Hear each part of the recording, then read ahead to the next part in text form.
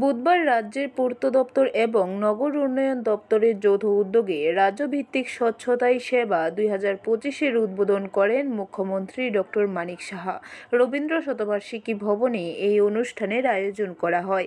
অনুষ্ঠানে মুখ্যমন্ত্রী বক্তব্য রেখে বলেন, এখনও বহু মানুষ মনে করে নিজের পারিপার্শ্বিক পরিষ্কার পরিচ্ছন্ন করলে ছোট হয়ে যাবে, কিন্তু এমন মানসিকতা পরিবর্তন করা প্রয়োজন। পরিবেশ স্বচ্ছ রাখলে নিজেকেও সুস্থ রাখা যায়।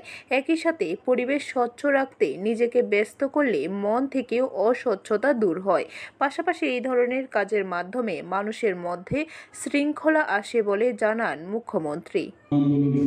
যাতে করে মানুষের মধ্যে যে স্বচ্ছতার বিষয়ে অ্যাওয়ারনেস সেটা কিন্তু চলে এসেছে। এখন কিন্তু সাধারণত এই জিনিসটা অনেকে করতে চায় না, যে না এটা করলে আমাকে তো কেউ না কেউ বিষয়টা দেখবেন এবং সেটা আমি সমাজের কাছে আমি নিজেকে ছোট হয়ে যাব, কাজে এটা আমরা করব। ঠিক জায়গায় নির্দিষ্ট জায়গায় যাতে আবর্জনাটা ফেলা হয় তার জন্য আগরতলা মিউনিসিপ্যাল কর্পোরেশন এবং আমাদের মিউনিসিপ্যালিটি এবং নগর পঞ্চায়েতের সবাই কিন্তু সেইভাবে তার নির্দিষ্ট জায়গা ডাস্টবিনও সেখানে রাখা হয়েছে।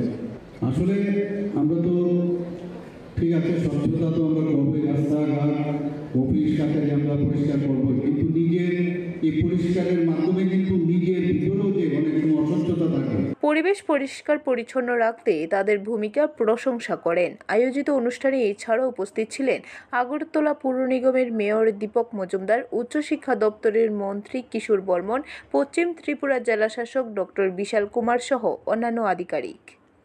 ব্যুরো রিপোর্ট, খবর ত্রিপুরা।